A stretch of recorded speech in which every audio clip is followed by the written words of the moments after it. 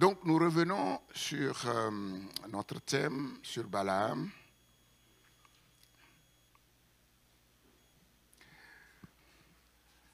Donc, ce matin, ce sera l'avant-dernière prédication sur Balaam. Donc, ce matin, je vais aborder le quatrième point. Le quatrième point, c'est Balaam et les trois grands principes du système maléfique qui détruit le monde par la séduction et la manipulation. Balaam et les trois grands principes du système maléfique qui détruit le monde par la séduction et par la manipulation. Et le dimanche prochain, Dieu voulant, je vais conclure sur cet épisode en vous parlant de trois choses. La première, nous allons voir très clairement le danger des dons. Le danger des dons quand ils ne sont pas utilisés conformément à la volonté de Dieu, comme on le voit dans le cas de Balaam, puisqu'on voit que Balaam, à la fin, est mort malgré ses grands talents qu'il a eus de la part de Dieu et qu'il a manifestés. Nous allons voir, on pourrait dire, entre guillemets, la protection divine contre, effectivement, ces dérives. Pourquoi David, lui, qui est aussi sorti de la volonté parfaite de Dieu, au final, a failli mourir, a failli être lapidé, mais il n'est pas mort. Et ensuite, nous allons terminer en voyant comment marcher, vivre selon la volonté de Dieu. Ce matin, je voudrais vous dire que vous commencez, ou vous l'avez déjà réalisé, et si vous ne l'avez pas réalisé, il faut que vous le réalisiez. Le monde dans lequel nous vivons et les choses du monde sont beaucoup plus complexes qu'on ne peut le penser en fait. Quand on regarde bien dans le monde, tout n'est que mystère. Tout n'est que mystère en fait. C'est-à-dire que les choses vraies qui dirigent le monde sont cachées. Et le monde est beaucoup plus complexe qu'on peut en fait le croire. Et dans ce monde complexe, vous voyez, le bonheur de l'ignorance, ça n'existe pas. C'est la folie. C'est la folie. Tu vois? Comment vivre? Comment s'en sortir? Je ne connais jusqu'à ce jour qu'un seul moyen de se simplifier la vie dans ce monde ultra complexe. C'est quoi? C'est quoi? Il ne faut pas donner des réponses bateau. Hein? Un seul moyen de se simplifier la vie. Dire, c'est trop compliqué, c'est trop complexe. Moi, je crois à mon Dieu, je fais confiance à mon Dieu et puis c'est bon. C'est pas ça qui va te mettre à l'abri des problèmes complexes qui deviennent de plus en plus complexes dans ce monde.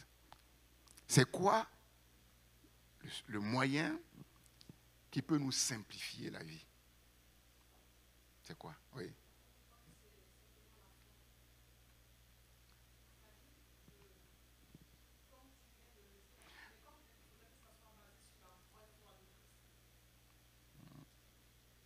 Les chrétiens ont la foi. Tu connais un chrétien qui va te dire qu'il n'a pas la foi? C'est ça? Oui, Christopher. Oui.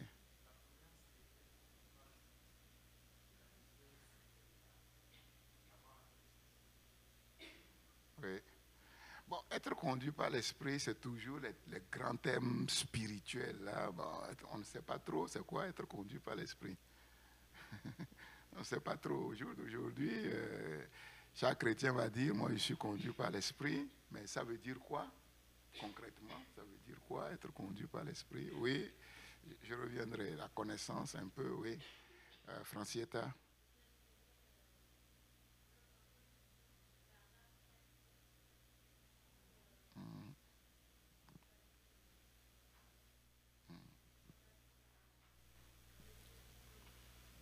Tout à fait. Bon, ça se rapproche un peu.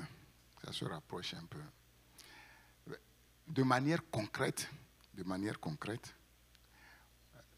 le seul moyen et le vrai moyen de se simplifier la vie, c'est vraiment d'apprendre à écouter Dieu, de comprendre ce que Dieu veut nous dire et de marcher selon ce que Dieu nous a dit. C'est tout. C'est ça, être conduit par l'Esprit.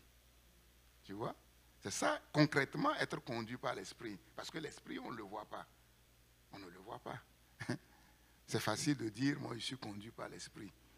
Comment tu es conduit par l'Esprit? Tu vois? Comment? Oui.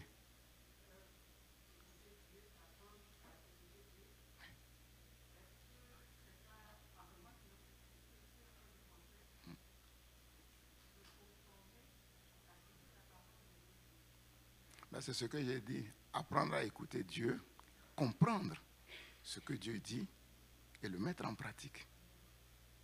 Et le mettre en pratique. Vous voyez, la plupart de vous ici, normalement, avec toutes les années de conversion, vous devrez être des maîtres et des maîtresses. Mais vous ne l'êtes pas. Je vous le dis franchement. Mais pourquoi? Pourquoi? Parce que quelque chose a été faussé. Quelque chose a été faussé. Vous voyez, on s'est converti, tout de suite, on s'est lancé, il faut lire la Bible, il faut prier, il faut jeûner, il faut donner la dîme, il faut évangéliser. Mais vous faites tout ça. Mais ça donne quoi? Jeûner, on a jeûné.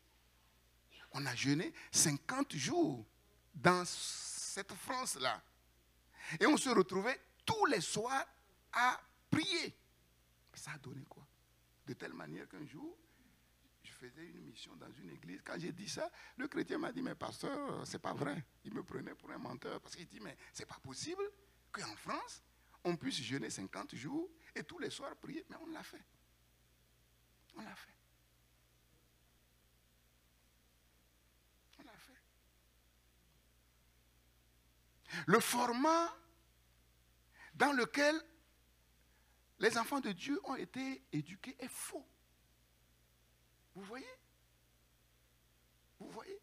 Ça sert à quoi de jeûner, de prier, de lire la parole si Dieu ne t'approuve pas? Regardez, dans une maison, un papa, une maman qui ont les moyens, ils ont des enfants sages. Ils écoutent, ils font ce que papa et maman disent. Vous allez voir, c'est papa et maman qui disent, ah, mais est-ce que tu n'as pas besoin de ça? Est-ce que tu ne veux pas ça? Est-ce que... Allez même au-devant de leurs besoins. Un enfant qui n'écoute pas, il demande quelque chose, papa et maman font comme s'ils n'entendent pas. S'ils forcent, ça les énerve. Et c'est ce que la Bible dit. Depuis toutes ces années de conversion, si vous vous étiez efforcé à travailler pour être agréable à Dieu, mais aujourd'hui vous serez très loin. Vous serez très loin. Il y a des choses qui vont venir que vous n'avez pas demandé, que papa va donner. Dieu dit que avant même de demander, Dieu sait ce qu'on va demander. Il connaît tous nos besoins. On a couru bénédiction, bénédiction, bénédiction, bénédiction. Mais les exigences pour être en relation même avec Dieu, mais ça n'intéresse personne. Voilà. Fais de l'Éternel tes délices et il te donnera dans tout ce que ton cœur désire. Mais tout le monde veut avoir ce que son cœur désire, mais personne ne se demande vraiment comment je peux faire de l'Éternel mes délices et travailler à faire de l'Éternel mes délices. Très peu. Très peu. C'est ça. Et ce sont ces exigences que Dieu veut caler. Et si vous ne laissez pas ces exigences se caler, autant les années sont passées et il n'y a pas grand-chose, autant de nombreuses années vont se passer encore. Il n'y aura toujours pas grand-chose. comme Israël a tourné en rond dans les mêmes choses 40 ans. Vous savez, comme je dis, on se dit, mais ce n'est pas possible. Il faut être fou. Tu vois, ce n'est pas 40 jours, mais 40 ans. Et ne pas comprendre. Mais qu'est-ce qui faisait qu'ils ne comprenaient pas? Qu'est-ce qui faisait qu'ils ne comprenaient pas? Il y avait un format, il y avait un système. Et ils ne voulaient pas sortir de ce système. Ils voyaient, mais ils ne voyaient pas. Ils entendaient, mais ils ne comprenaient pas. Et la parole qui leur a été prêchée ne leur a été d'aucune utilité parce qu'elle n'a pas trouvé la foi véritable dans leur cœur. Personne n'était prêt, du moins tous ceux qui sont morts dans le désert, à dire oui, j'ai fait le choix de faire de Dieu mon Dieu, à la mort et à la vie, je cède les rênes. Non. Ils voulaient simplement d'un Dieu qui leur donne à boire quand ils avaient soif, qui leur donne à manger quand ils avaient faim, qui les soigne, qui les guérisse quand ils étaient malades. Mais le reste ne les intéressait pas. Et aujourd'hui, la majeure partie des chrétiens sur la terre se comportent comme ça. Qu'est-ce que je peux gagner avec Dieu? La majeure partie des chrétiens, c'est après ça qu'ils courent. Qu'est-ce que je peux faire pour que Dieu soit content de moi? Être fier de moi? Très peu. Ça n'occupe. Très peu. Balaam et les trois grands principes du système maléfique qui détruit le monde par la séduction et la manipulation. Tant que le regard de Dieu ne se pose pas sur un être humain et que Dieu fasse pour cet être humain quelque chose, il ne pourra jamais entrer dans sa destinée. Ce n'est pas possible. Jamais.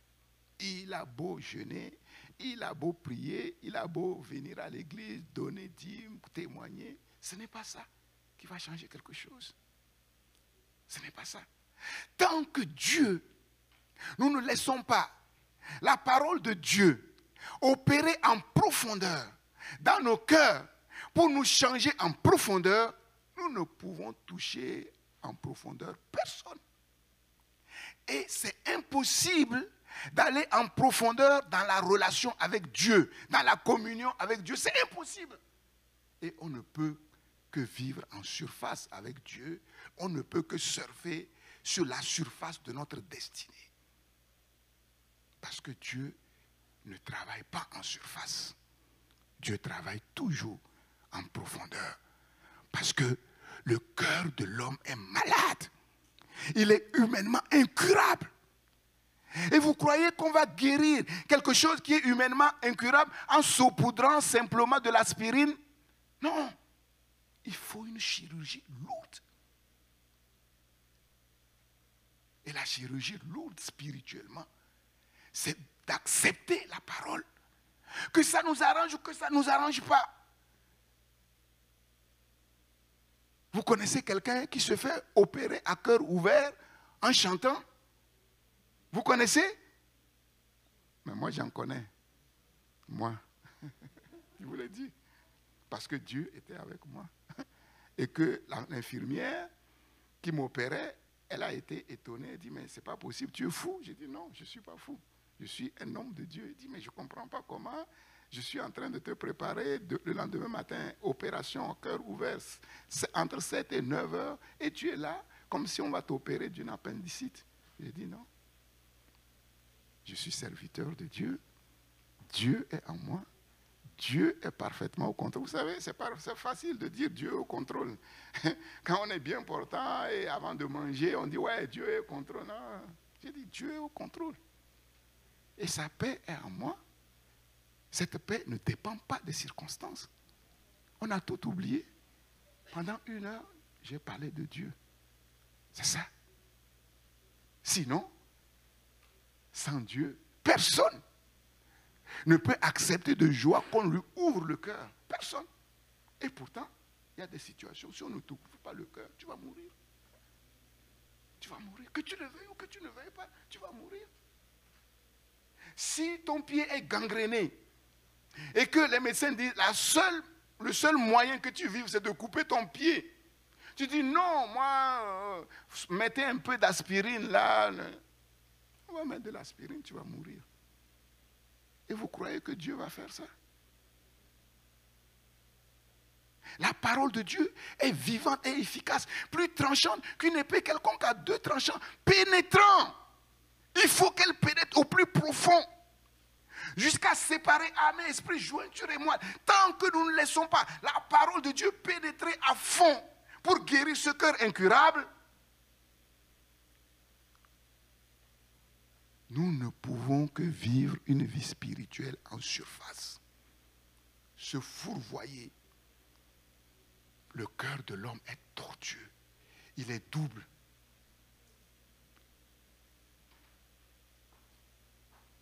Et nous tous ici, nous le savons. Nous l'avons expérimenté. Nous l'avons tous expérimenté.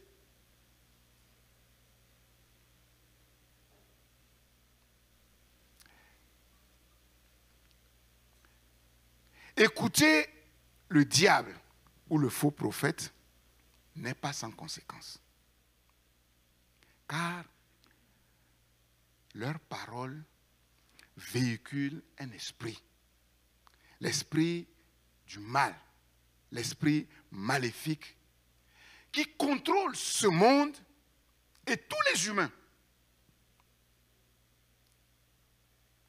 Voilà pourquoi, dans le Nouveau Testament, l'un des plus grands combats de tous les apôtres, lisez les épîtres, l'un des plus grands combats de tous les apôtres, c'est contre les faux prophètes, les faux apôtres, le faux prophétisme.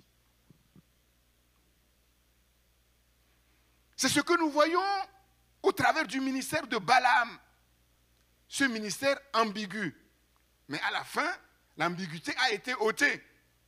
Et nous voyons que celui qui se prétendait être serviteur de Dieu, au final, c'est le serviteur du malin.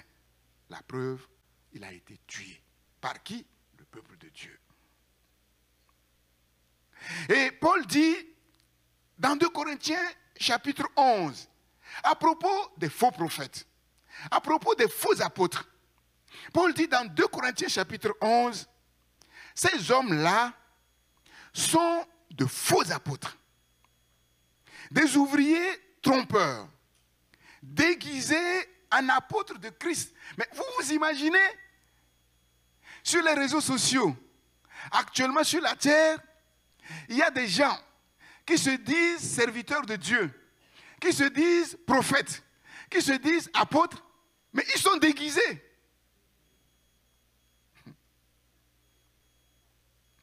Ils sont déguisés en apôtres du Christ. Et Paul poursuit en disant, et cela n'est pas étonnant. Pourquoi? Puisque Satan lui-même se déguise en ange de lumière. Satan lui-même se déguise. Comment Satan se déplace dans ce monde, agit, influent, il vient comme un ange de lumière. Ça veut dire quoi? Satan vient frapper à ta porte. Tu vois, à ta porte, il rentre. S'il te parle, mais tu vas croire que c'est Jésus qui est venu pour te bénir. Ceux qui se confient dans des songes, dans des visions, Satan va venir dans tes visions, dans tes rêves, en ange de lumière. Il se déguise en ange de lumière. Donc, notre monde, c'est un bal masqué. Déjà, les êtres humains se déguisent. Interrogez quelqu'un dans le métro. Dites-lui, j'ai une bonne nouvelle pour toi ou une mauvaise nouvelle. Je t'apprends que ton cœur est faux. Il va te dire, mais non, mais tu vas parler à quelqu'un d'autre. Moi, je sais, mon cœur n'est pas faux, mon cœur n'est pas tortueux. Je n'ai ni volé, ni tué. Déguisé. Déguisé. Chacun montre son beau visage. Le sourire. Alors qu'à la maison, avec la personne avec qui il vit, il ne sourit jamais. C'est toujours des paroles méchantes. Mais dehors, des grands sourires. Bon, sans parler des magasins, le sourire commercial. Comme si, voilà, quand tu arrives, on te sourit. Mais en fait, c'est ton porte-monnaie qu'elle sourit. Tu vas voir que si tu n'achètes rien, quand tu vas repartir, tu vois, ils ne vont pas t'accompagner avec le sourire.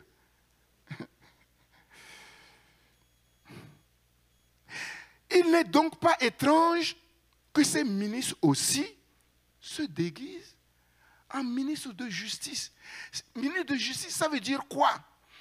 La justice de Dieu consiste à faire ce qui est bon, ce qui est bien. C'est-à-dire que quand on les entend parler, ils sont en train de dire à ceux qui les écoutent qu'ils sont là pour leur bien. Mais c'est terrible. C'est terrible. De quelle façon se déguisent-ils? De quelle façon se déguisent-ils? Leurs paroles et leurs œuvres font du bien. Ils prêchent bien. Parfois même mieux que les vrais serviteurs. Et ça, c'est normal. Parce que si Satan veut gagner, il faut qu'il fasse un peu mieux que les vrais pour montrer que, c'est ça. Comme on dit, ce sont les tonneaux vides qui font beaucoup de bruit. Parce que, justement, ils sont vides. Ils prêchent bien. Et ils donnent en apparence de bonnes prophéties. Mais il m'a dit ce que j'ai fait. Il m'a dit ce que j'ai fait. Et vous avez remarqué, ces prophètes-là, ils ne disent jamais à quelqu'un, si tu ne mets pas ta vie en règle avec Dieu, Dieu va te frapper. Non. C'est toujours des paroles positives. Dieu va t'enrichir, tu vas voyager, tu vas te marier. Genèse chapitre 3. Revenons à la source. Genèse chapitre 3.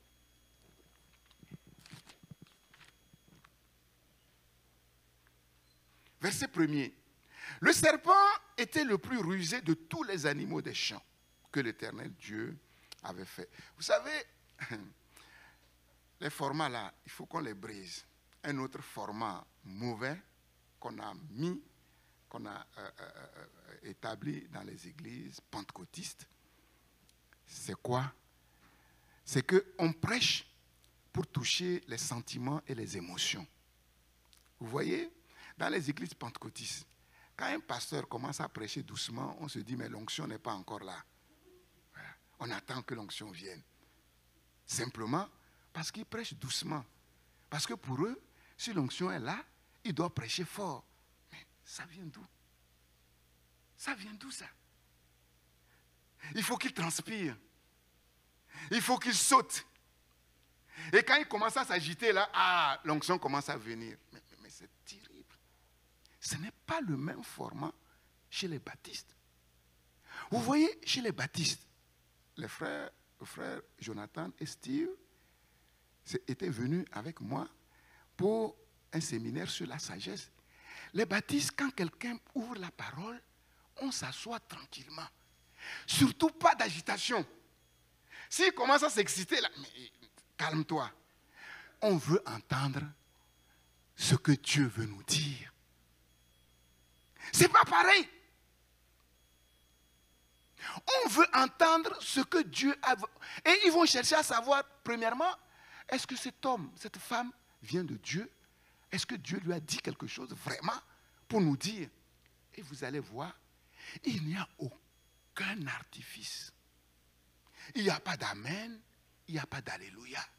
Mais les paroles qui sont dites sont puissantes, remplies de sagesse, d'intelligence, de force. On voit que là, on n'est pas à la maternelle. On n'est pas à la maternelle. On est là dans les grandes écoles. Les questions qui sont posées, waouh! Mais les églises pentecôtistes, c'est la maternelle. Ça crie, ça saute.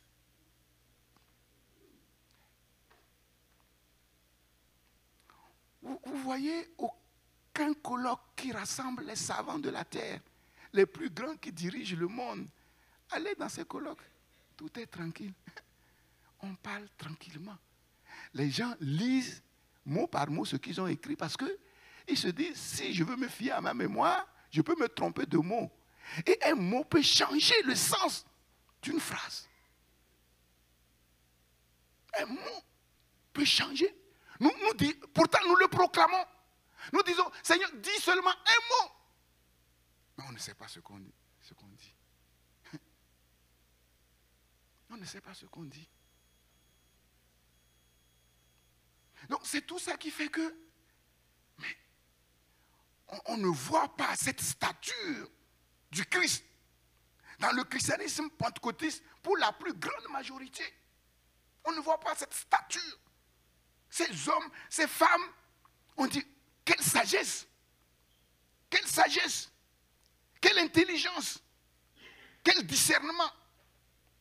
Genèse chapitre 3, le serpent était le plus rusé de tous les animaux des champs que l'Éternel Dieu avait fait. Il dit à la femme, Dieu a-t-il réellement dit, vous ne mangerez pas de tous les arbres du jardin? La femme répondit au serpent, nous mangeons du fruit des arbres du jardin.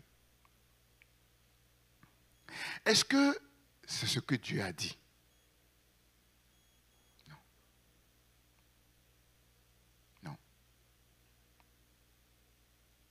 Mais quant au fruit de l'arbre qui est au milieu du jardin, Dieu a dit, et là, elle va vouloir être précise en étant complètement à côté. Mais ça ne peut pas marcher. Beaucoup de chrétiens sont complètement à côté par rapport à la vérité de la parole. On ne peut pas combattre le diable. Ce n'est pas possible. Si nous ne disons pas la parole avec précision, ce n'est pas possible. Mais quant au fruit de l'arbre qui est au milieu du jardin, Dieu a dit. Qu'est-ce que Dieu a dit? Tu ne mangeras pas de l'arbre de la connaissance du bien et du mal. Est-ce que Dieu a parlé de l'arbre du fruit au milieu du jardin? Dieu n'a pas parlé du milieu du jardin.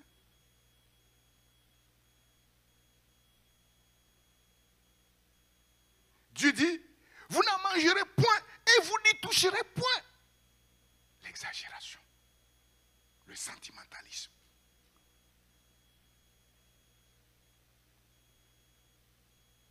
De peur que vous mouriez, alors que Dieu a dit, vous mourrez certainement.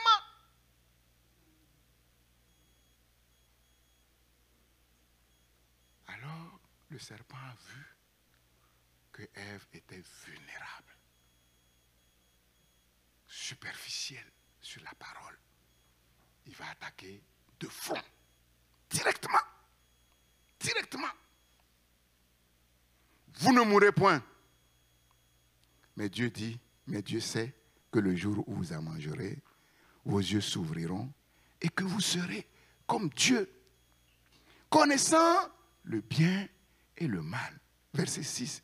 La femme vit que l'arbre était bon à manger et agréable à la vue et qu'il était précieux pour ouvrir l'intelligence.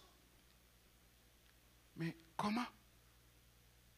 L'arbre qu'elle voyait tout le jour, le fruit qu'elle voyait tout le jour, subitement, quelque chose a changé.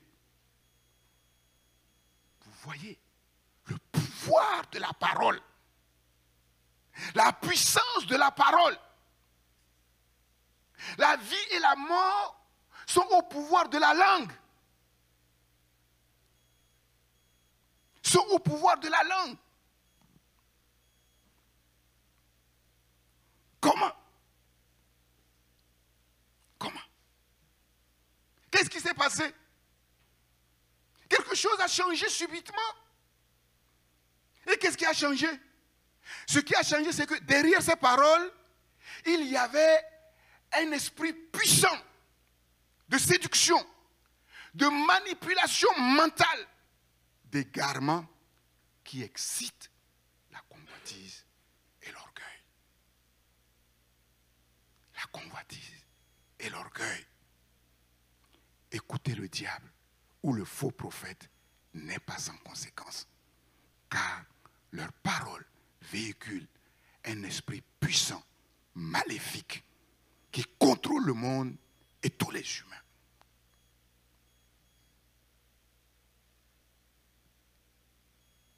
Elle voit subitement que l'arbre est agréable à voir, bon à manger et précieux pour ouvrir l'intelligence. Mais est-ce que ce qui est agréable à la vue, bon à manger, précieux, est bien? Non. Mais c'est dans ça que le monde vit. Quelque chose peut être agréable. Quelque chose peut être bon à manger. Quelque chose peut être précieux et faire du mal. Et faire du mal. Vous allez voir que c'est ça qu'on vend. Tous les réseaux sociaux, la publicité, les médias, la télévision, tout est fondé sur ça. Regarde, mais c'est beau à voir. C'est bon à manger. Le sexe facile. C'est précieux pour faire de toi quelqu'un. Mais est-ce qu'en vérité c'est bien? Non. Pourquoi? Parce que l'esprit qui est derrière, qui manipule les gens, est un esprit maléfique. Maléfique. Qui cherche à prendre les gens, à contrôler les gens, à manipuler les gens par la convoitise et par l'orgueil.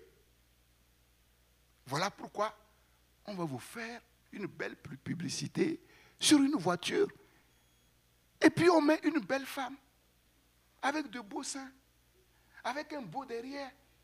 Mais qu'est-ce que ça a à voir avec la voiture? Quel rapport entre la femme et la voiture? Le rapport entre la femme et la voiture, le trait d'union, c'est la convoitise que le publiciste veut exciter.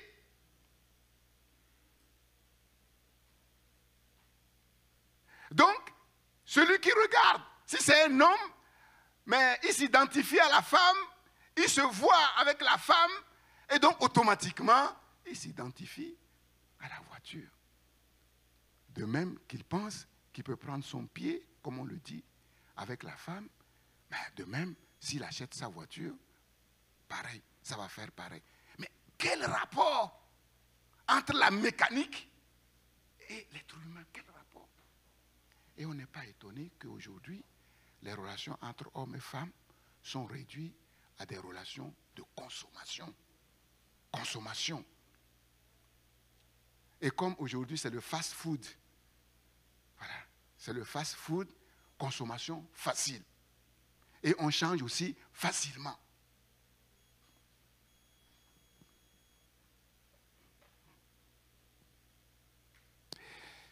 Nous comprenons pourquoi la Bible dit que nous ne marchons pas selon la vue.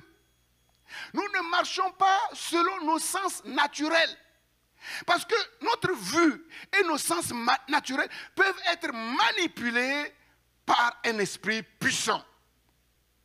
Et c'est ce que l'esprit maléfique a fait en manipulant les sens de Ève, sa vue. Mais nous marchons par la foi. Ça veut dire quoi marcher par la foi? Ça veut dire quoi marcher par la foi?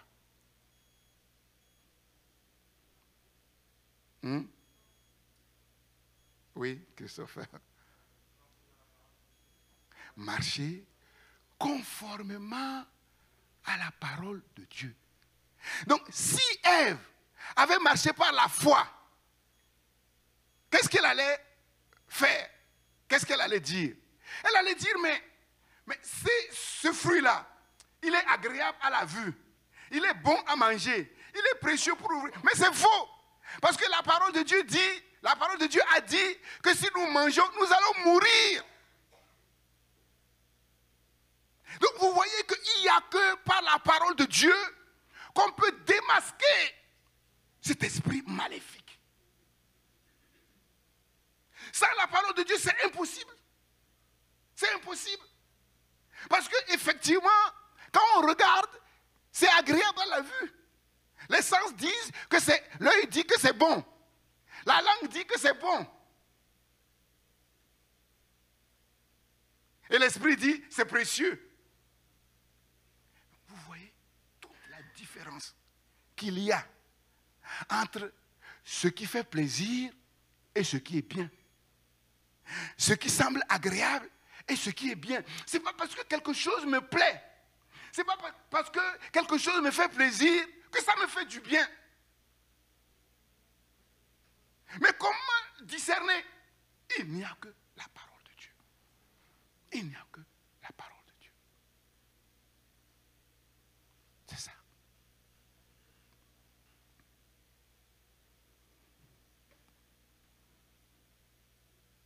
Éphésiens chapitre 2, verset 1. Éphésiens chapitre 2, verset 1.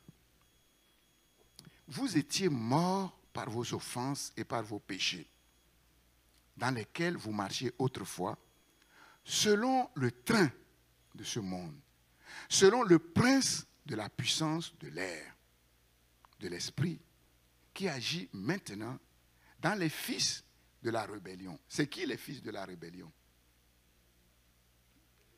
C'est tous les humains sur la terre qui ne connaissent pas Dieu. Nous tous aussi, nous étions de leur nombre et nous vivions autrefois selon les convoitises de notre chair, accomplissant les volontés de la chair et de nos pensées, et nous étions par nature des enfants de colère comme les autres. Je vais lire dans Parole vivante.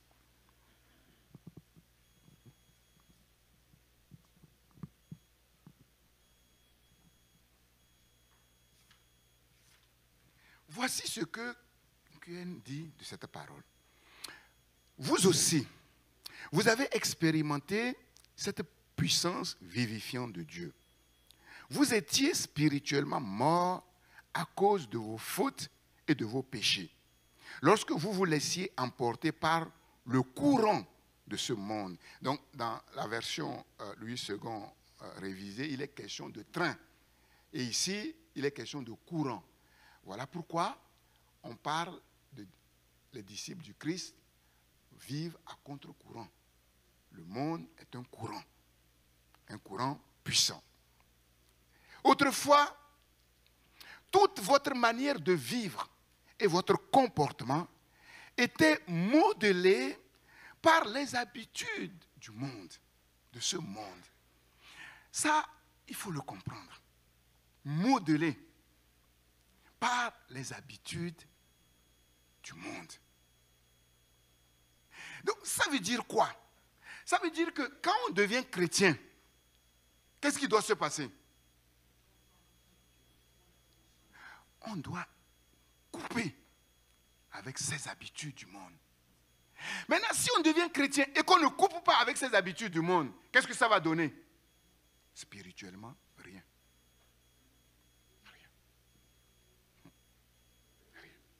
Mais rien n'a changé. Rien n'a changé. On a changé simplement d'étiquette. On a changé simplement d'étiquette. C'est ça le problème. Le tout, ce n'est pas d'être né de nouveau. On est né de nouveau. Les anciennes habitudes doivent être complètement abandonnées. Pourquoi? Pour rentrer dans les nouvelles habitudes, les habitudes du royaume. En fait, vous obéissiez à Satan. C'est fort. Vous obéissez à Satan, qui règne en maître sur l'atmosphère spirituelle que nous respirons et qui influence la mentalité ambiante. Satan règne en maître sur l'atmosphère spirituelle. Ça veut dire quoi? La religiosité. Il transforme la spiritualité en religiosité pour régner sur ceux qui se disent spirituels, mais qui ne sont que des religieux. Et les religieux, il y en a plein. Et si nous ne faisons pas attention, nous qui nous disons chrétiens évangéliques, qui sont attachés à la vérité, si on ne fait pas attention, ça va devenir une religion. Et Satan règne.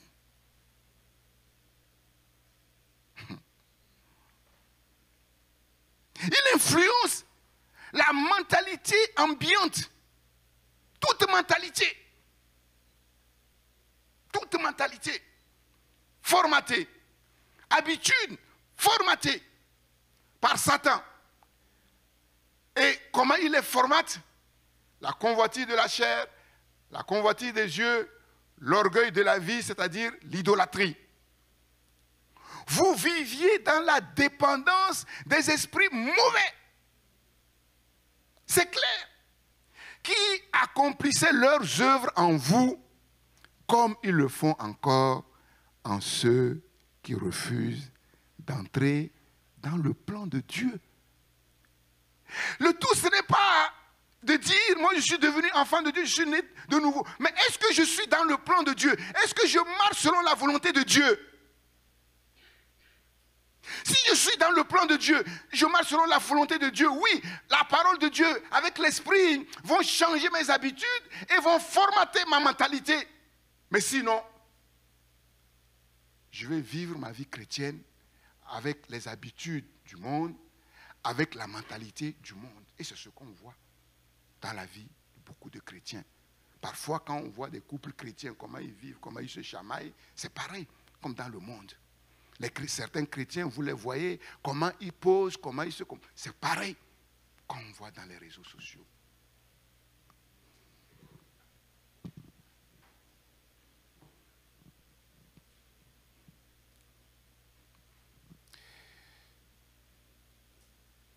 Les faux prophètes, les faux apôtres se déguisent par un esprit puissant de séduction, de manipulation mentale et d'égarement. Le système dans lequel opèrent les faux prophètes est puissant et accomplit de grandes choses, des choses extraordinaires, mais qui sont contraires à la volonté de Dieu, qui sont contraires au plan de Dieu. Voilà pourquoi Jésus leur dira un jour, oui, vous avez prophétisé à mon nom, vous avez chassé les démons à mon nom, vous avez fait beaucoup de miracles, mais c'est incompréhensible. Mais je ne vous connais pas.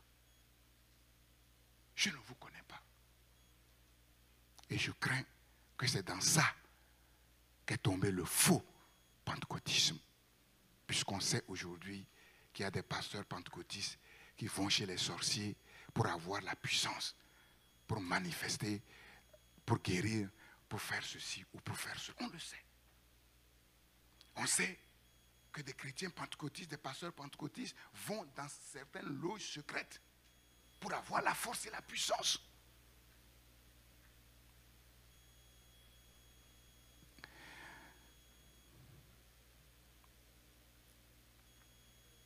Le Nouveau Testament parle de la doctrine de Balaam. Et c'est quoi la doctrine de Balaam? Apocalypse chapitre 2. Apocalypse chapitre 2. Verset 14. On peut lire dès le début pour avoir le contexte. Lettre à l'église de Pergame. Écrit à l'ange de l'église de Pergame. Voici ce que dit celui qui a l'épée aiguë à deux tranchants. Je sais où tu demeures. Je sais que là est le trône de Satan. Tu retiens mon nom et tu n'as pas renié ma foi, même au jour d'Antipas. Donc, en fait, Satan peut être partout, mais en fait, il y a des endroits où Satan a son trône. Il y a des pays où Satan, il est libre d'installer son trône. Quand on voit ce qui se passe dans ce pays, on comprend certaines choses si on a la sagesse et le discernement. Là, le Seigneur dit, je sais où tu demeures. Là est le trône de Satan.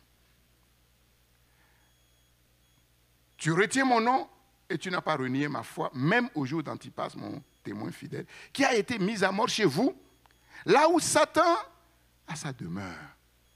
Là où Satan a sa demeure. Entre parenthèses pour dire, il y a même des maisons où les démons exercent. Ah oui. Il y a des immeubles où les démons exercent, où des démons sont puissants. Parce que peut-être que des anciens, des médiums, des sorciers ont habité là-bas. Il y a même certaines personnes, quand ils construisent leur maison, ils les construisent, ils enterrent des choses pour construire leur maison. Voilà pourquoi j'ai dit aux chrétiens, on n'est pas marié avec une maison, sauf si c'est toi qui as construit ta maison. Oui. Voilà. Donc si tu habites quelque part où tu sens que tu es oppressé, tu combats et que rien ne t'oblige à rester là-bas. Si tu choisis de rester là où Satan a son trône, tu vas combattre toute ta vie. Le chien ne peut pas te mordre, mais on ne peut pas empêcher le chien d'aboyer. Voilà. Donc s'il ne peut pas te mordre, il va aboyer tout le temps, c'est-à-dire il va t'oppresser et tu ne seras pas tranquille. Et donc là aussi, le chrétien doit avoir le discernement. Le chrétien doit avoir le discernement. C'est trop facile de dire, ouais, moi j'ai l'esprit, donc Satan ne peut rien. Ok, bon, si tu es fort, si tu as l'autorité spirituelle, oui. Donc il va venir une fois, mais tu vas lui régler son compte. Voilà. Mais s'il vient tout le temps et que tu n'arrives pas à dormir, donc laisse l'autorité de côté, comprends que là, tu n'es pas marié à ta résidence. Si tu peux partir, il vaut mieux partir. Moi, je vous dis franchement. Moi, je préfère ne pas avoir affaire à Satan. Hein. Ah non. Si je peux, le plus loin possible, je me tiens loin de lui. Mais si je cherche à me tenir loin et qu'il vient me combattre, là, c'est autre chose. Là, je vais me lever comme un garçon avec l'autorité que Dieu m'a donnée, avec la parole que Dieu m'a donnée pour le combattre. Mais je ne vais pas perdre mon temps à aller combattre avec lui, non.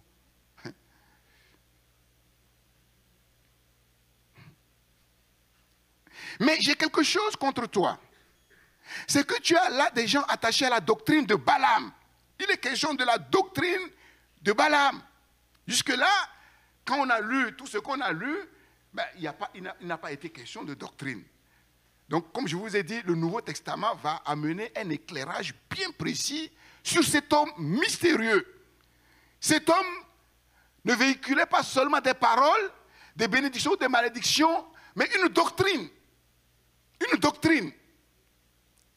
La doctrine de Balaam, qui enseignait à Balak à mettre une pierre d'achoppement devant les fils d'Israël pour qu'ils mangent des viandes sacrifiées aux idoles et qu'ils se livrent à la débauche. Donc ce n'est pas un conseil comme ça qu'il a donné par rapport à la circonstance, par rapport à ce que... Non.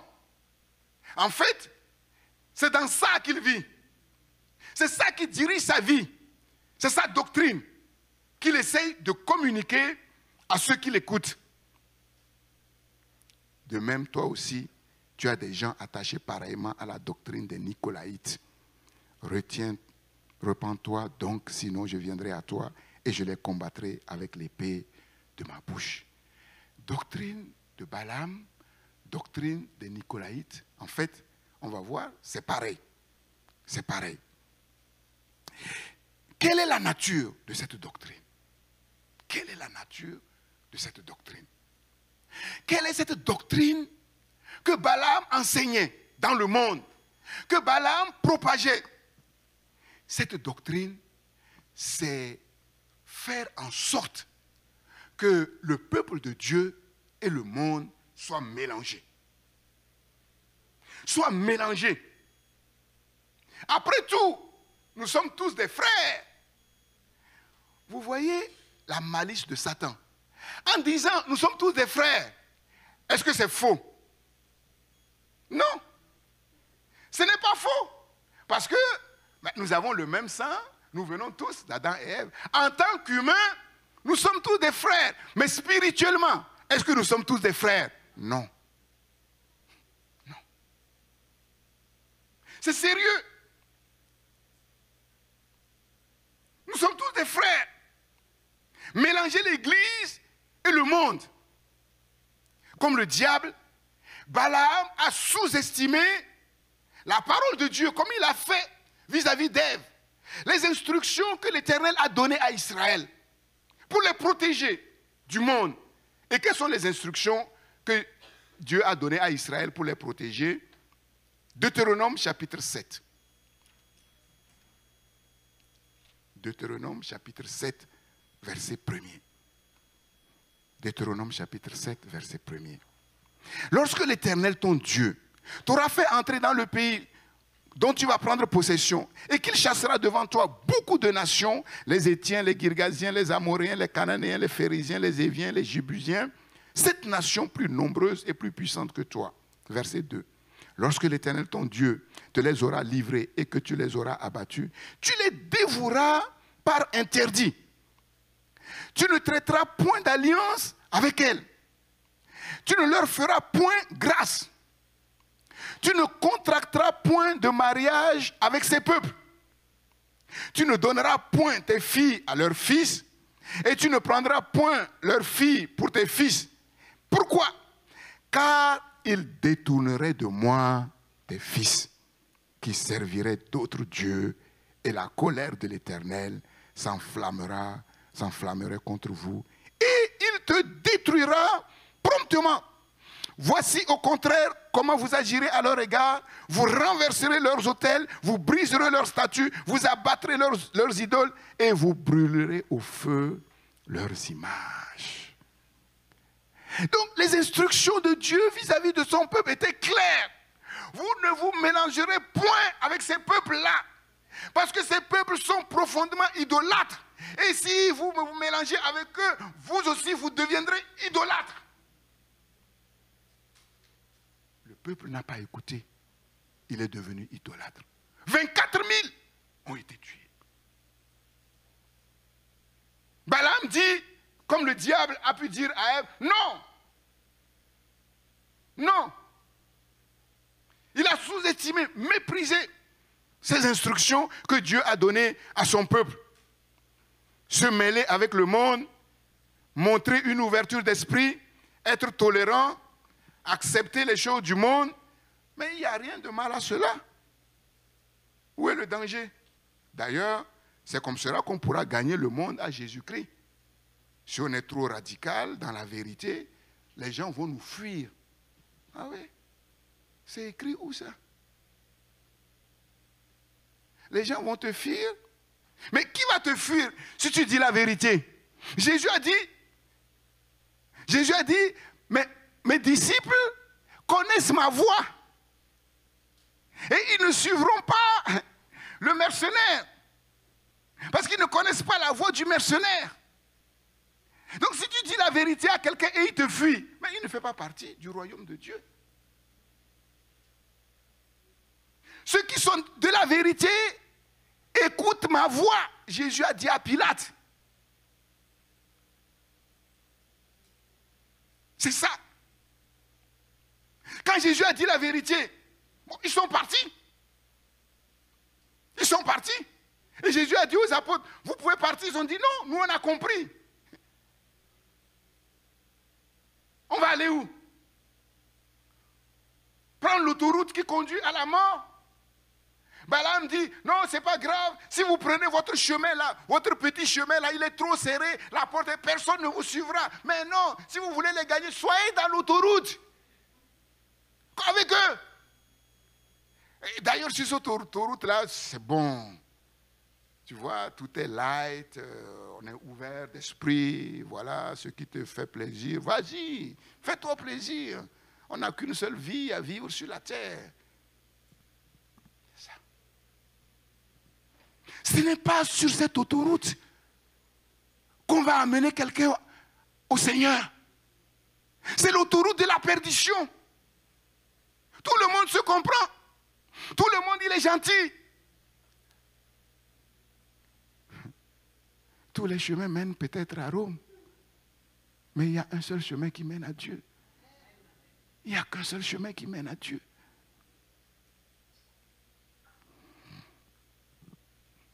C'est la mentalité même de l'homme naturel, charnel. C'est son état d'esprit. Parce que le cœur de l'être de l'homme naturel est double, faux, tortueux.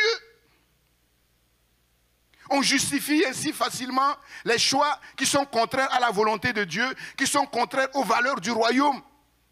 Et on dit, oui, mais attends, nous vivons quand même à l'époque du modernisme. Les valeurs de la Bible sont dépassées, c'est des valeurs traditionnelles, archaïques. Mais peut-on vraiment concilier les valeurs du modernisme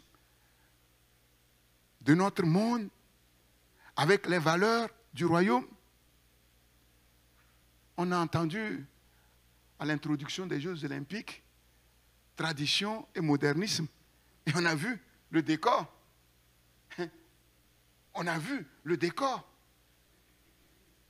Peut-on le faire sans falsifier l'évangile, sans renier la vérité de Dieu? Balaam est le type même de la contrefaçon du vrai serviteur de Dieu.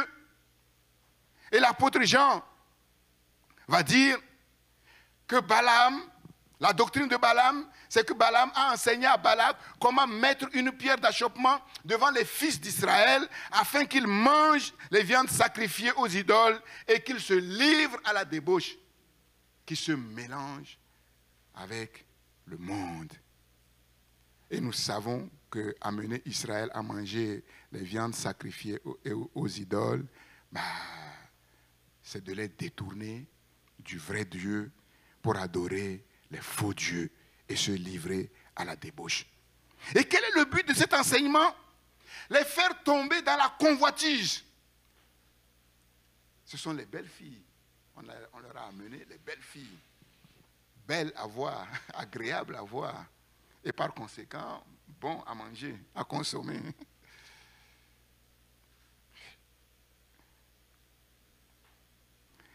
Et quel est le but que Balaam visait? Comme je l'ai dit, par le péché, pousser Dieu à se retourner contre son peuple, comme il n'a pas pu, par la sorcellerie, les avoir, par le péché, pousser Dieu à se retourner contre son peuple, car on ne pêche pas impunément. Et nous voyons en cela que Balaam connaissait bien les voies de Dieu. Et deuxièmement, en mélangeant les deux peuples, ils ne seront plus ennemis. Ils vont devenir amis. Amis dans quoi? Comme la tour de Babel, dans la rébellion, dans l'idolâtrie. Et nous savons que le premier plan a échoué. Balaam pensait qu'il pouvait détruire Israël par le péché. Mais ça n'a pas marché. Pourquoi? Parce que Dieu a toujours un plan B. Toutes choses concourent au bien de ceux qui aiment Dieu. Balaam a oublié qu'au milieu du peuple de Dieu, il y a toujours un reste fidèle. Toujours un reste fidèle.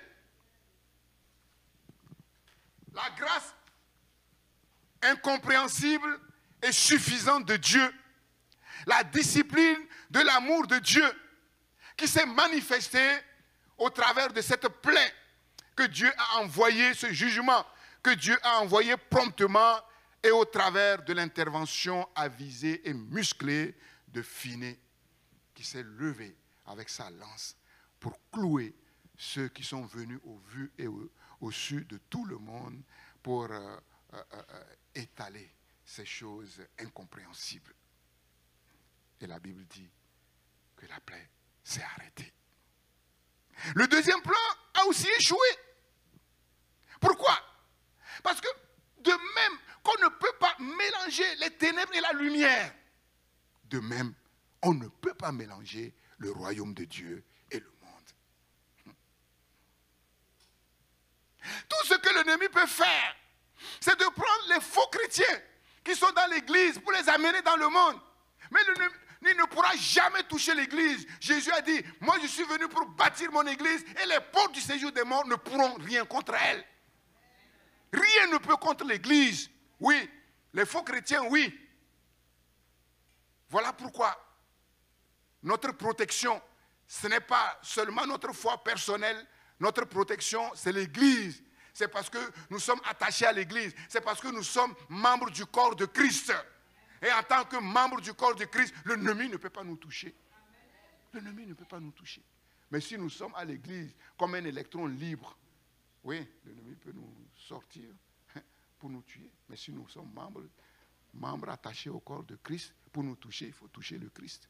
Et l'ennemi ne peut pas le faire. Il ne peut pas se risquer à ce jeu-là, terrible pour lui. La doctrine des Nicolaïtes enseigne la même chose que Balaam dans l'église de Pergame. Elle dit que l'opposition entre l'église et le monde n'a aucun sens. D'ailleurs, il est écrit, car Dieu a tant aimé le monde qu'il a donné son Fils unique. L'œcuménisme religieux, le rapprochement de toutes les églises, de toutes les croyances, on l'a entendu et on continue de l'entendre. Tous sont enfants de Dieu. Nous avons tous le même Dieu. Le sorcier qui officie dans la forêt sacrée du Bénin adore le même Dieu. D'ailleurs, il n'y a qu'un seul Dieu. Oui, mais un seul Dieu. Et qui est ce Dieu-là? C'est qui ce Dieu? Tout le monde dit Dieu. Mais Israël ne dit pas Dieu. Le Dieu d'Israël a des noms. Le Dieu d'Israël a un nom. Un nom qui n'est pas prononçable. Est-ce que c'est ce nom-là? C'est sur ce nom que le sorcier dans la forêt sacrée adore? Non. Un nom générique, Dieu, qui ne veut rien dire. C'est comme Pharaon. C'est comme Pharaon, ça ne veut rien dire. Quel Pharaon? Et à chaque période, il y a eu un Pharaon qui a eu un nom. Dire Pharaon, ça ne veut rien dire. Dire Dieu, ça ne veut rien dire. C'est pour faciliter la compréhension. Quand vous regardez bien dans la parole de Dieu, parfois c'est traduit par l'Éternel, dans la nouvelle édition ou la NBS, parfois c'est Seigneur. Quand on dit Seigneur, Seigneur, mais dans le sens de YHWH. Quel Dieu?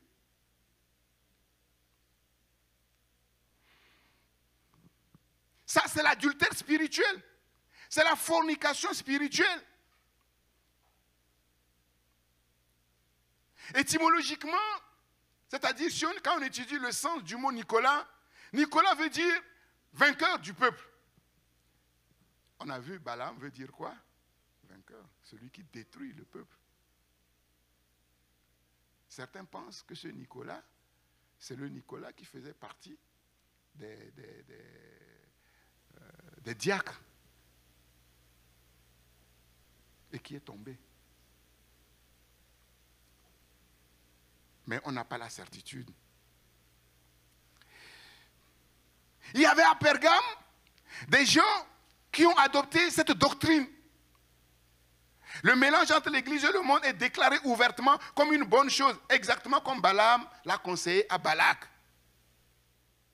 Nous savons que quand l'empereur Constantin a imposé le christianisme comme religion d'État, l'Église fut mêlée au monde avec toutes les dérives et les conséquences qui sont encore d'actualité aujourd'hui. Aujourd'hui. Et donc c'est un impératif de survie pour l'Église. Tout faire pour ne pas se mélanger au monde. Parce qu'on ne peut pas concilier ce qui n'est pas conciliable. Et l'Église doit vivre à contre-courant. Contre-courant du monde. Et c'est l'avertissement sérieux qui a été donné à l'église de Pergame. Jésus a dit clairement devant Pilate, mon royaume n'est pas de ce monde. Et Jésus a dit aux disciples dans Jean chapitre 15, verset 18 à 19, si le monde vous hait, c'est normal. Sachez qu'il m'a haï avant vous. S'ils m'ont haï, moi, le maître, vous pensez qu'eux, ils ne vont pas vous haïr? Si vous étiez du monde, le monde aimerait ce qui est à lui, mais parce que vous n'êtes pas du monde et que je vous ai choisi du milieu du monde, à cause de cela, le monde vous hait.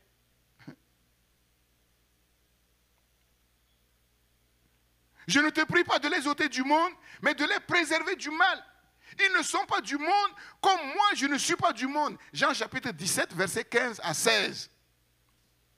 Et Jacques va pousser plus loin en disant, adultères que vous êtes, ne savez-vous pas que l'amour du monde est inimitié contre Dieu? Celui donc qui veut être ami du monde sera ennemi de Dieu.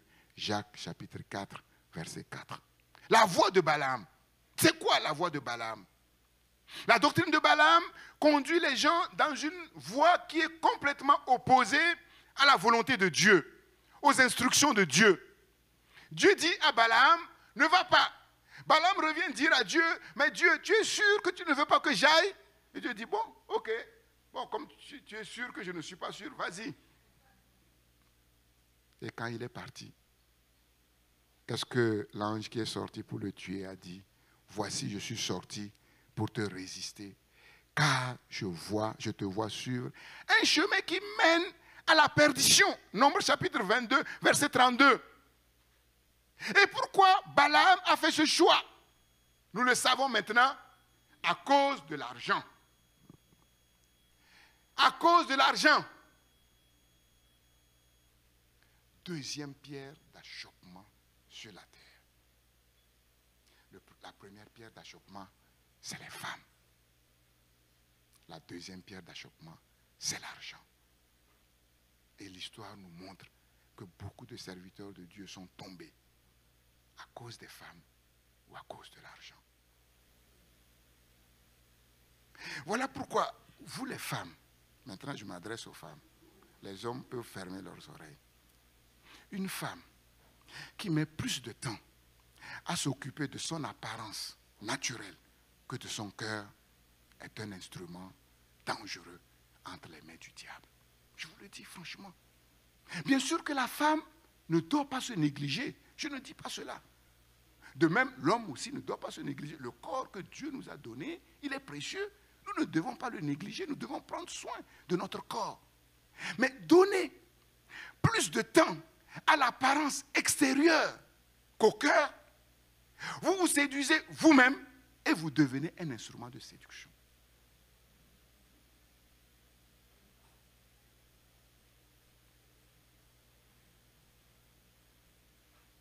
C'est pourquoi Pierre dit, attention femme, la femme qui est en honneur devant Dieu, ce n'est pas celle qui est parée de boucles d'oreilles, d'or, de tresses. Ça ne veut pas dire, bon, certains sont allés très loin et ils ont défendu aux femmes les tresses, les boucles d'oreilles, aux Antilles par exemple, mais ce n'est pas ce que la parole de Dieu dit. Mais la femme qui a de valeur devant Dieu, c'est cet esprit doux et paisible dans le cœur qui est d'un grand prix. Négligez cela pour surfer sur l'apparence. Vous vous séduisez vous-même. Vous devenez une proie facile entre les mains du séducteur et une pierre d'achoppement.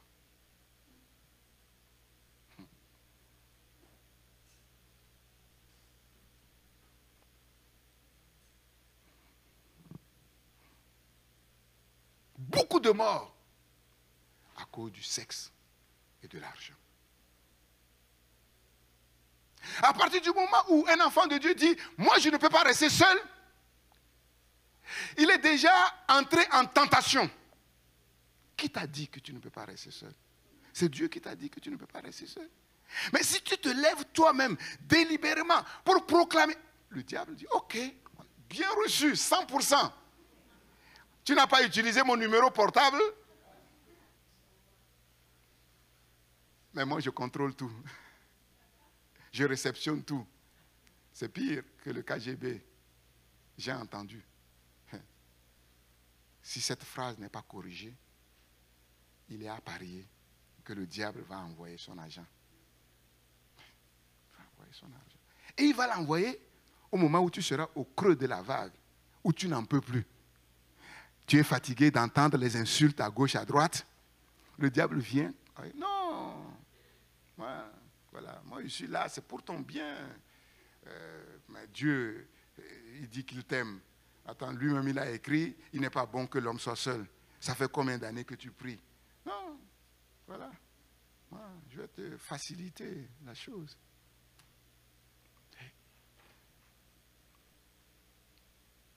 Bien sûr. Si tu ne peux pas être seul, Dieu sait que tu ne vas pas être seul. Est-ce que tu as besoin de le flanquer devant, au visage de Dieu? Dieu le sait. Et si Dieu t'a créé pour ne pas être seul, c'est parce que Dieu a déjà créé ton être semblable. Mais sois tranquille, prie ton Dieu et demande à Dieu, mais d'amener cet être semblable. Où est le problème? Pourquoi tu vas te lever? Non, moi je vais... Ok. Donc déjà, on sait quel esprit anime la personne. On sait quel esprit anime la personne. Comme si Dieu, il y a des choses que Dieu ne veut pas donner. Dieu donne le meilleur. Et comme je vous ai dit, moi j'ai remarqué que ceux qui ne se pressent pas de se marier, c'est ceux qui se marient vite. Ceux qui veulent se marier vite, ils attendent parce qu'ils ne sont pas prêts. Ils veulent rentrer dans le mariage pour satisfaire le sexe. Mais on ne mange pas le sexe du matin jusqu'au soir. Il arrive un moment où le sexe est bien satisfait. Et après, vous allez vous dire quoi? Vous allez vous dire quoi? Hein? La femme ou l'homme, ce n'est pas la nourriture. Ce n'est pas la nourriture. La nourriture que tu aimes, si tu manges tout le temps, tu seras aussi fatigué. Tu seras aussi fatigué. Donc, s'il n'y a rien à partager en dehors du sexe, c'est compliqué. C'est compliqué. Et si c'est le sexe, ben, tu vas voir un sexe qui est meilleur qui passe devant toi. Comment tu vas faire? Tu vas tourner le dos? Mais c'est ça. Non, mais c'est sérieux.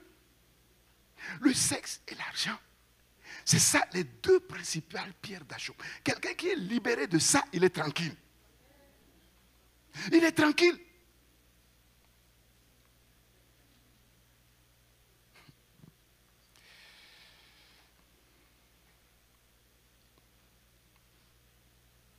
La voix de Balaam. 2 Pierre chapitre 2 verset 15 à 16. Après avoir quitté le droit chemin, ils se sont égarés en suivant la voie de Balaam. Et Pierre précise bien, hein, ce n'est pas n'importe quel Balaam, hein, fils de Béor. C'est le vrai Balaam, l'authentique. Qui aima le salaire de l'iniquité, mais qui fut repris pour sa transgression. Une ânesse muette, faisant entendre une voix d'homme, arrêta la démence, la folie du prophète. La folie, la voix de Balaam. La doctrine de Balaam conduit dans une voie bien précise. La voie de la folie. Et c'est un âne qui va arrêter le fou, Balaam. Et la folie Balaam, c'est quoi? La folie des faux prophètes, c'est quoi? C'est de croire qu'en sortant du plan de Dieu, en sortant de la volonté de Dieu, ils vont quand même réussir. Et ça va marcher. Oui, ils vont réussir un temps, ça va marcher un temps. Mais ça ne marchera pas tout le temps. Cette folie consiste à chercher à monnayer les dons de prophètes reçus par Dieu pour glorifier Dieu. Et au lieu de glorifier Dieu avec les dons qu'ils ont reçus, ils les utilisent, ils les monnaient. Ils monnaient leurs dons. Ils aiment le salaire de l'injustice, le salaire de l'iniquité. Et Paul précise, 1 Timothée 6, 10, car l'amour de l'argent est une racine de tous les maux. Et quelques-uns, en étant possédés, se sont égarés loin de la foi et se sont jetés eux-mêmes dans bien des tourments. L'argent est un bon serviteur, mais un très mauvais maître. Comment? Je me suis posé la question, mais comment est-ce possible? Comment cela peut-il arriver? Qu'on se dise enfant de Dieu, serviteur de Dieu, qu'on prétende être inspiré par Dieu, comme Balaam, être conduit par le Saint-Esprit à dire les paroles de Dieu et se retrouver dans cette situation. Comment? Comment?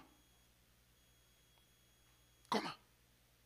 Et c'est là où on voit encore une fois que la chose est beaucoup plus complexe et plus sérieuse qu'on peut le comprendre à première vue. C'est parce que depuis la chute, il y a pour tous, en tout lieu, en toutes circonstances, un danger. Et ce danger, c'est de se servir de Dieu en prétendant servir Dieu. Se servir de Dieu avec les capacités que Dieu nous a données, les dons que Dieu nous a donnés, en prétendant servir Dieu. Et cette confusion vient de la nature même du cœur, comme je l'ai dit. Parce que le cœur de l'homme est tortueux, il est double, il est faux. Et tant que le cœur de l'être humain n'est pas guéri en profondeur par Dieu, c'est-à-dire régénéré, et ensuite éduqué par la parole de la vérité, il reste faux, double, tortueux, même si on proclame tout haut et fort qu'on est enfant de Dieu, qu'on est serviteur de Dieu, on fait derrière des choses folles.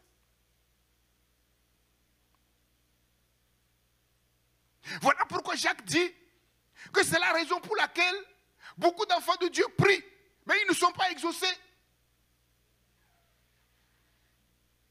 Et on le voit, beaucoup prient, mais ils ne sont pas exaucés. Pourquoi? Ils prient pour leur intérêt. Ils prient pour satisfaire leur convoitise. Ils prétendent prier pour glorifier Dieu, mais ils prient pour eux-mêmes. Ils prétendent servir Dieu, mais en fait, ils se servent de Dieu pour leur intérêt personnel. Mais personne ne peut tromper Dieu. Dieu écoute la prière qui sort de notre bouche, mais il regarde dans notre cœur ce qui se passe dans notre cœur. Et personne ne peut tromper Dieu. L'égarement de Balaam, doctrine, voie qui conduit où? Dans l'égarement. La voie dans laquelle la doctrine de Balaam conduit est une voie d'égarement, de perdition. C'est ce que Jude dit dans Jude, chapitre... Personne ne dit rien. Jude 11, il n'y a pas de chapitre, il n'y a qu'un seul chapitre. Jude 11, malheur à eux, car ils ont suivi la voie de Caïn. Ils se sont jetés pour un salaire dans l'égarement de Balaam. Après avoir quitté le droit chemin, ils se sont égarés en suivant la voie de Balaam et ils se sont perdus par la révolte de Corée. Donc, on voit tout le décor maintenant posé et complet. Donc, doctrine, voie, perdition, rébellion. Tout est maintenant complet. Et c'est dans ça que le monde est formaté. Vous allez sur les médias, vous allez sur les réseaux sociaux, ils sont formatés par ces choses. Une doctrine qui est complètement opposée à la volonté de Dieu, à la parole de Dieu, aux instructions de Dieu, qui conduit dans une voie qui est contraire à la volonté de Dieu et qui mène dans l'égarement, parce que cette doctrine, c'est la doctrine de la rébellion contre Dieu. Balaam s'est complètement égaré. Le faux prophète s'égare et égare ceux qui l'écoutent. Et La Fontaine l'a bien dit, tout flatteur vit aux dépens de celui qui l'écoute. Le comportement de Lucifer, le comportement d'Adam et Ève, comme le comportement de Balaam, sont incompréhensibles. Et c'est ce que, je vous ai dit, c'est ce que j'ai qualifié, c'est ce que la Bible qualifie, c'est ce sur quoi je me suis entretenu avec vous, le mystère de l'iniquité qui agit déjà dans le monde. Mais Balaam connaissait les voies de Dieu. Balaam savait que s'il arrivait à séduire le peuple de Dieu, à entrer dans le péché, Dieu allait les frapper. Mais pourquoi Balaam n'a pas su que s'il s'engage dans une voie opposée à Dieu, Dieu va le frapper? Pourquoi? Pourquoi? Le mystère de l'iniquité. Et je vous l'ai expliqué. Pasteur, je sais que ça, c'est pas bien, c'est contraire à la volonté de Dieu, mais je le ferai quand même. Pourquoi? Et c'est ce mystère-là qui pousse les enfants de Dieu hors de la volonté de Dieu parce qu'ils ont l'impression qu'en le faisant quand même, Dieu va les approuver et il va s'en sortir au final. Comment? Balaam a vu que Dieu a frappé son propre peuple. 24 000 sont morts. Pourquoi le peuple de Dieu ne comprend pas? Il faut beaucoup de temps pour leur expliquer qu'en dehors de la volonté de Dieu, il n'y a rien. Il n'y a rien de bon. Ça ne mène à rien. Pourquoi tourner autour de la volonté de Dieu? Pourquoi tourner toujours autour des mêmes choses? L'esprit d'égarement qui est à l'œuvre, qui fait croire que Dieu prend trop son temps et le temps passe et on n'est pas satisfait. Et si on l'écoute, on prend des détours. Dieu a créé l'homme droit et il a pris des détours. Et ce sont ces détours-là qui le font tourner en rond dans le désert. Et les années passent.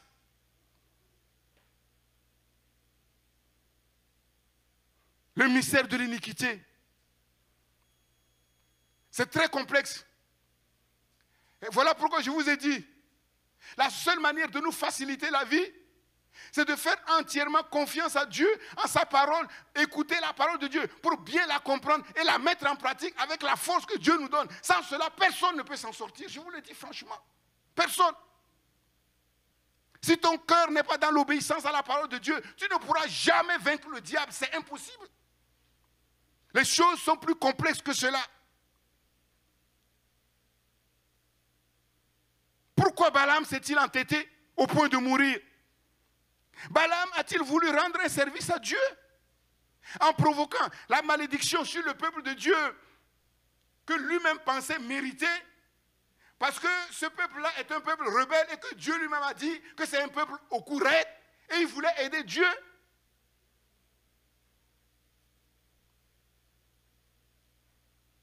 Était-ce pour lui une manière de se mettre en valeur en son temps, en manifestant ces dons extraordinaires que Dieu lui a donnés afin que tout le monde reconnaisse que lui aussi il est un grand serviteur de Dieu? Comme nous le savons, Jésus a dit que si quelqu'un vient de la part de Dieu, vous refusez, mais si quelqu'un vient par lui-même pour sa propre gloire, vous l'acceptez. Et les principaux parmi les Juifs ont rejeté Jésus à cause de la gloire des hommes, qu'ils préféraient plus que la gloire de Dieu. C'est sérieux. Comme Judas qui a trahi Jésus. Il est difficile d'admettre que ce soit simplement à cause de l'argent, que ce soit simplement une question d'argent. Judas était un apôtre. Il avait un privilège extraordinaire d'être avec Jésus. Et vous croyez que c'est simplement pour 30 pièces d'argent que Judas va commettre cet acte? Est-ce que parce que Judas était convaincu, selon sa tradition juive, qu'il est impossible que le Messie soit tué, il est impossible que le Messie soit crucifié, et il a organisé tout cela pour que le Messie soit obligé maintenant de sortir toute sa puissance et qu'on dise que c'est Judas qui était à l'œuvre et qui soit en honneur? On ne sait pas.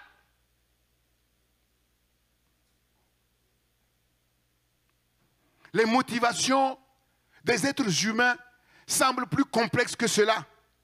Parce que leur cœur est tortueux et ils ne le savent pas. Et ils ne le savent pas. Et si ce cœur tortueux, humainement incurable, n'est pas guéri par Dieu, ils vont se comporter parfois comme des fous. Et c'est ce que nous voyons dans notre monde. Cette folie qui se traduit tantôt d'une manière, tantôt d'une autre. Tantôt d'une manière, tantôt d'une autre.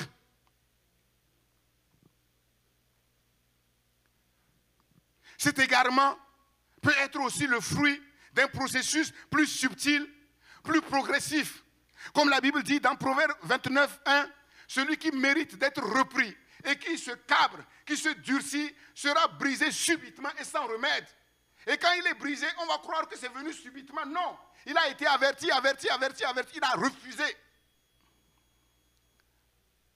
La voix de Caïn, c'est le même état d'esprit. C'est le même état d'esprit. On ne comprend pas pourquoi Caïn a préféré rejeter d'un revers de main le conseil que Dieu lui a donné. Dieu dit à Caïn, pourquoi tu te mets en colère contre ton frère? Ton frère a fait une bonne action. Si toi aussi tu veux attirer la bénédiction de Dieu, fais comme ton frère. Fais une bonne action que Dieu va agréer. Caïn a dit non. Pourquoi? Pourquoi? Il s'est cabré. Pourquoi? La voix de Caïn. Faire ce qu'on pense être bien, plutôt que d'agir selon la volonté, selon ce que Dieu dit, c'est la pire folie. Se prendre pour référence au lieu de faire de Dieu sa référence, penser qu'on a raison et que c'est Dieu qui a tort, c'est la pure folie. C'est le principe même de l'idolâtrie perverse cachée dans le cœur de l'homme. Vous serez comme Dieu. La duplicité de cœur est ainsi l'arme secrète du diable cachée dans le cœur de tout être humain. Ainsi donc que celui qui croit être debout prenne garde de tomber. 1 Corinthiens chapitre 10, verset 12. Je vais maintenant conclure. Nous voyons que le faux prophétisme est beaucoup plus sournois et plus dangereux qu'on ne peut le penser.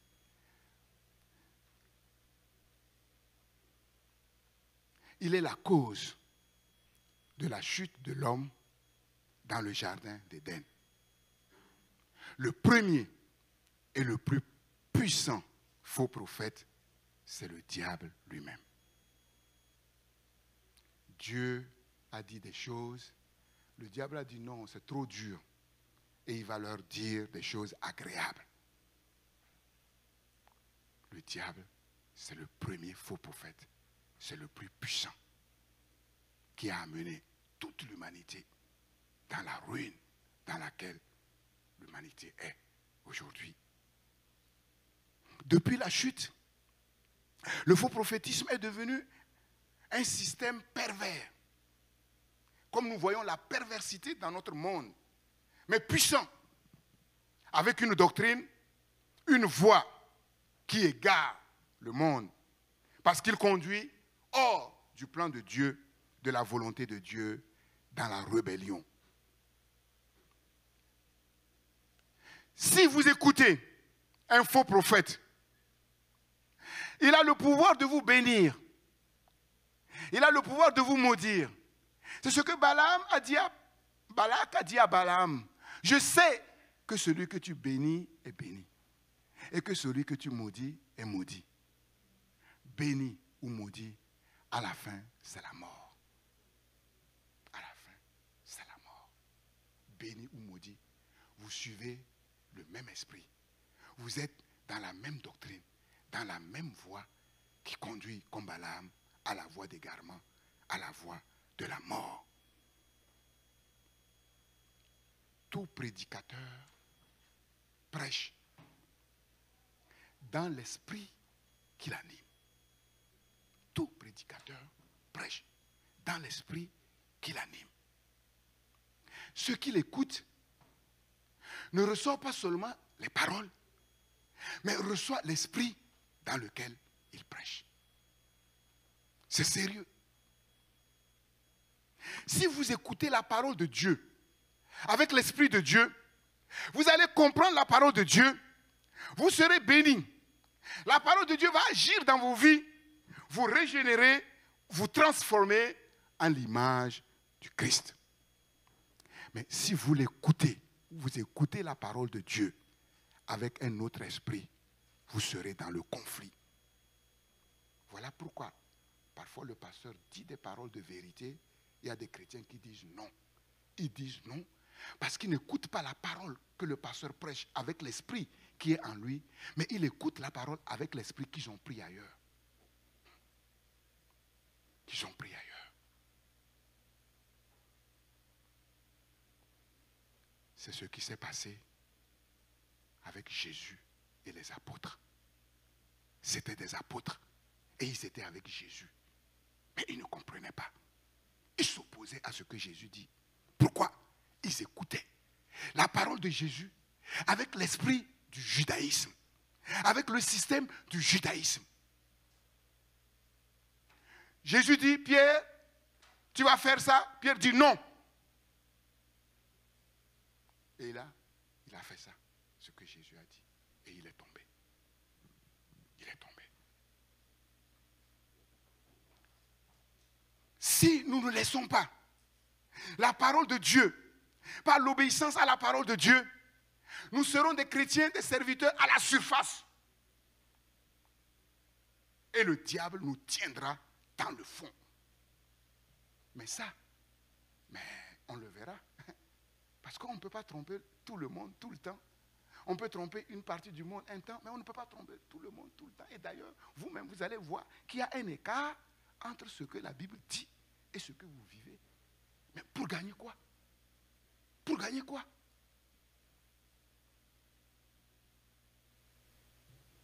Et c'est comme ça que des chrétiens ont ouvert des portes larges au diable dans leur vie pour détruire leur destinée, pour les oppresser. Et ils n'arrivent pas. Ça fait des années qu'ils sont convertis, ils ne savent même pas la volonté de Dieu par rapport à leur destinée. Qu'est-ce que Dieu veut pour eux? Ils ne savent pas. Ce n'est pas normal. Dieu joue-t-il au cache-cache? Pourquoi? Pourquoi? Dieu veut que nous fassions sa volonté. S'il ne nous révèle pas sa volonté, mais comment on va faire sa volonté? Donc vous comprenez qu'il y a un problème quelque part.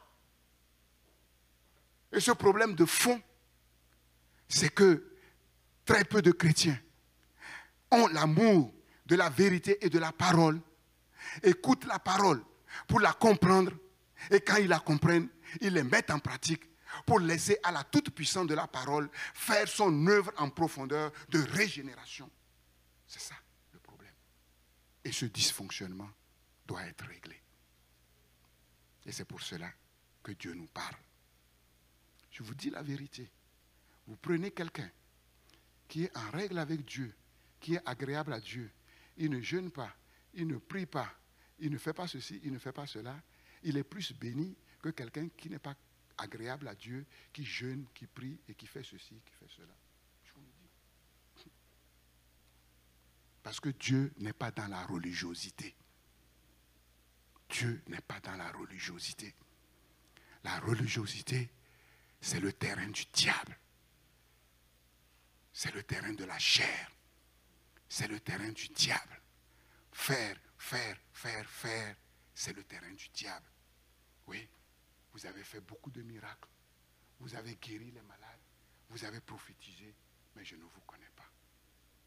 Je ne vous connais pas. Que Dieu nous aide. Que Dieu éclaire tout un chacun. Je vous ai dit, je ne prêcherai plus de la même manière. Parce que je sais d'où Dieu m'a tiré. Je sais ce que j'ai abandonné pour Dieu.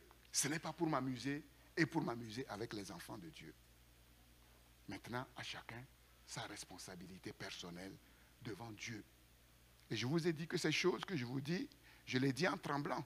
Parce que je mesure l'importance de ces choses. Et c'est pour ces choses qu'on travaille activement dans ce projet qu'on est en train de développer. Voilà. Parce que l'Église aujourd'hui a laissé le chemin étroit que Dieu a tracé devant lui pour suivre l'autoroute de Monsieur Tout le Monde avec les mêmes critères, les mêmes valeurs, les mêmes manières d'opérer, les mêmes, comment dirais-je, critères de réussite. Les mêmes critères de réussite que le monde. Et Dieu n'est pas dans ces choses-là. Jésus dit, quand le Fils de l'homme viendra, trouvera-t-il la foi sur la terre? Vous savez, il y a des paroles qu'on ne peut pas minimiser. Là, c'est une prophétie qui sort de la bouche du Seigneur. Ça veut dire clairement que quand le Fils de l'homme viendra, il y aura très peu qui seront dans la foi. C'est ce que ça veut dire clairement. Et l'apôtre Paul a renchéri en disant que dans les derniers jours, ce sera très difficile. Et beaucoup renieront la foi. Voilà. Nous ne sommes pas de ceux qui se retirent pour se perdre, mais nous sommes de ceux qui avons la foi pour sauver nos âmes. Et nous devons vérifier que notre foi est bien fondée sur la parole de Dieu. Nous devons bien vérifier que nous sommes obéissants à la parole de Dieu. Nous devons bien vérifier que nous faisons tout pour comprendre la parole qui nous est prêchée. Il est écrit que les premiers disciples persévéraient dans les enseignements des apôtres. Ils se réunissaient tous les jours. Nous, on ne se réunit qu'une seule fois. Et la seule fois où on se réunit, la parole qui vous est donnée, qu'est-ce que vous faites avec cette parole? Qu'est-ce que vous faites avec cette parole? Si vous vous contentez simplement d'écouter la parole et de rentrer chez vous, je vous dis, les années vont passer, vous serez dans la surface. Parce que si j'étais comme ça, si c'était mon mécanisme, les choses que je vous donne là, je ne les aurais jamais trouvées. Jamais. Jamais. Donc, si vous ne rentrez pas dans cette dynamique, vous allez, c'est comme si on vous donne des perles et puis vous les piétinez. On vous donne des perles et vous les piétinez. Et là, comme Jésus a dit, il y aura des pleurs et des grincements dedans. Mais ce n'est pas ce que Dieu veut pour toi. Ce n'est pas ce que Dieu veut pour moi. Voilà pourquoi il nous donne ces paroles. Que son nom soit béni. Seigneur, nous sommes là tout tremblants devant la grandeur de ta parole. Donne-nous la crainte respectueuse de ta parole. Nous comprenons que la vie n'est pas un jeu. Ce n'est pas un amusement. C'est sérieux. L'univers que tu as créé est complexe. Les lois qui dirigent cet univers sont complexes. Tout est mystère.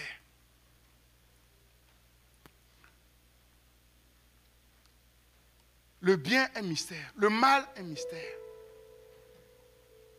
Le Christ est mystère. Le diable est mystère. L'homme est mystère. Le monde est mystère. Un seul moyen de percer ce mystère, c'est le Christ. La seule clé. Venir à Christ, ce n'est pas une affaire de parole. Seigneur, je crois que tu es mon Seigneur et mon Sauveur. Ce n'est pas une affaire d'eau. On me plonge dans l'eau et je ressors. C'est bien plus que cela. C'est une affaire de nouvelle création, de régénération. Ce n'est pas une affaire de bricolage, de rafistolage. C'est une nouvelle création, complètement opposée à l'ancienne création qui a été amenée à la destruction. Et bientôt, l'ancienne création sera bel et bien détruite. D'ailleurs, notre corps qui appartient à l'ancienne création va être détruit. Que le Seigneur vienne ou qu'il ne vienne pas un jour ou l'autre, nous allons être détruits. Et normalement, nous proclamons qu'il est déjà détruit, puisque nous sommes morts avec le Christ. Seigneur, ô Dieu, je t'en supplie. Je sais que si tu ne fais rien, personne ne peut rien faire. Personne. Même le plus grand. L'un des plus grands, Lucifer, est devenu fou. Seigneur. Et c'est lui qui a amené cette folie sur la terre. Et nous voyons clairement, l'histoire nous enseigne que tous les grands qui ont régné sur cette terre ont régné comme des fous. Du moins, ceux qui n'ont pas confessé ton nom. Il n'y a pas d'exception à cela. Oui, pardonne-nous, Seigneur, cette lenteur à comprendre. Nous ne voulons pas nous fourvoyer dans la duplicité, fermer les yeux sur ce que nous savons être vraiment. Parce que nous voyons notre comportement, nos paroles. Nous ne voulons pas faire cela, jouer le jeu du diable. Mais nous voulons être vrais. Vrais au travers de ta parole. Seigneur, viens au secours de ton peuple, Seigneur. Seigneur, viens au secours de ton peuple. Ceux qui croient être régénérés et qui ne le sont pas, viens à leur secours. Ceux qui ne le sont pas et qui aspirent de l'être, viens à leur secours. Ceux qui le sont et qui veulent le rester, viens à leur secours, Seigneur. Tout ce que nous faisons dimanche après dimanche, c'est zéro. Si cette œuvre n'est pas accomplie en vérité dans nos vies par le Christ, par sa parole, par son esprit, Dieu, pardonne, Seigneur.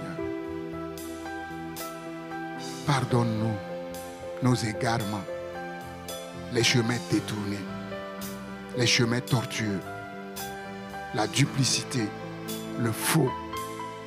Pardonne et guéris en profondeur, Seigneur. Guéris en profondeur. Que nous ne conformions pas notre vie sur l'apparence de la vérité, de la justice, mais sur la justice, la vérité. Le monde est rempli de l'esprit de Balaam, l'esprit maléfique.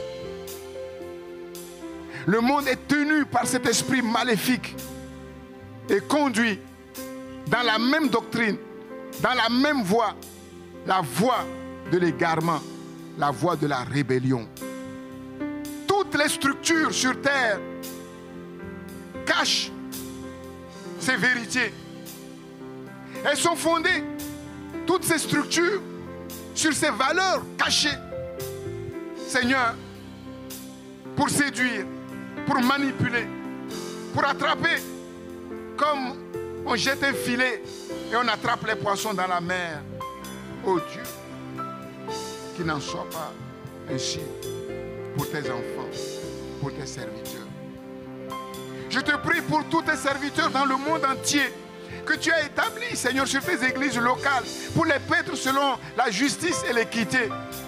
Pardonne-nous, Seigneur, si nous nous sommes laissés fourvoyer, et donne-nous de revenir sur le droit chemin, sur la voie de la vérité, afin d'aider ton peuple à revenir sur le chemin de la justice, de la vérité, de les conduire dans la voie de ta volonté, pour ta gloire et pour leur bien, Seigneur. Oh Dieu, pardonne, Seigneur.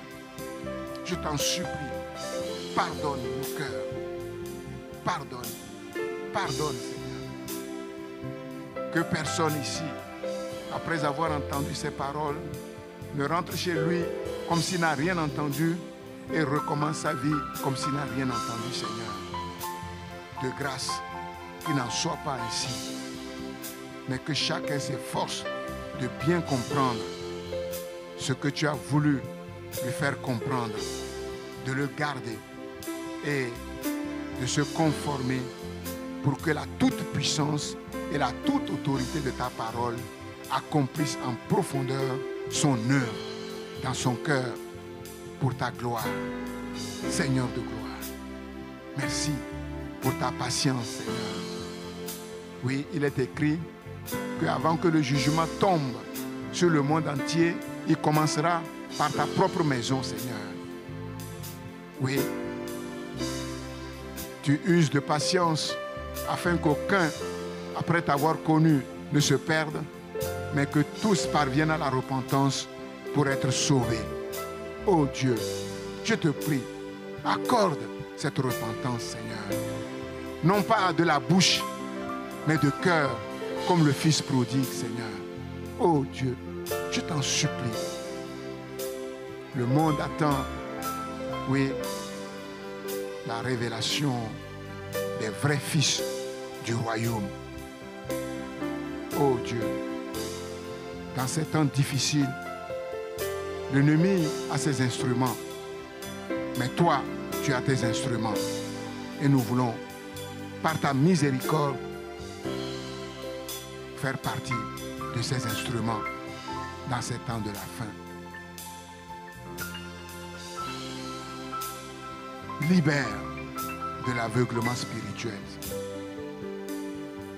Le voile qui est jeté, qu'il soit ôté du dessus des cœurs et donne à tout un chacun la compréhension juste, vraie de la parole de vérité. Que nous puissions tous comprendre qu'il n'y a rien en dehors de toi. Rien en dehors de ton plan, de ta volonté qui tiendra dans le temps. Seigneur, merci. Merci pour ta patience. Je réclame ta grâce sur tout un chacun ici, ceux qui sont dans leur maison, Seigneur, tout au long de cette semaine, pour être gardés, protégés, conduits par ta parole et par ton esprit dans les choses que tu as préparées, Seigneur. Ta bénédiction, ta victoire, ta guérison, ta délivrance, la paix, la joie de Dieu dans le cœur de tout un chacun, quelles que soient les situations, Seigneur. Donne-nous de triompher sur tous nos ennemis, toutes leurs manœuvres et toutes leurs œuvres, au nom de Jésus-Christ. Oui, merci Seigneur, car tu écoutes la prière et tu agis au-delà de tout ce que nos bouches proclament, car toi tu connais au plus profond de nous-mêmes les vrais besoins de notre cœur et de notre vie. Voilà pourquoi nous te disons merci. Merci au Père Céleste. Merci à notre grand frère Céleste. Merci à notre consolateur, le Paraclétos, le Saint-Esprit, notre Père adoptif, Seigneur. Nous nous remettons entièrement entre tes mains et nous disons, nous sommes comme des enfants sevrés dans les bras de leur Père Céleste. Couvre-nous parce que nous sommes si fragiles, si faibles, Seigneur. Par ta grâce, oui, tu nous donnes d'être forts et de triompher. À toi la gloire, à toi la puissance, à toi l'honneur, aujourd'hui, demain et éternellement. Nos yeux sont sur toi, Seigneur. Nos oreilles, Seigneur, s'ouvrent et sont tournés vers toi. Nos cœurs s'ouvrent et sont tournés vers toi. Seigneur, tu es la source de nos vies. Tu es notre source. Toutes nos sources, Seigneur, sont en toi. Oh Dieu, que ta gloire soit sur nous et nous accompagne tout au long de cette semaine, Seigneur, et que nous puissions nous retrouver dans ta maison, oui, pour te célébrer en vérité et en esprit. Sois béni, Père, au nom de Jésus. Amen.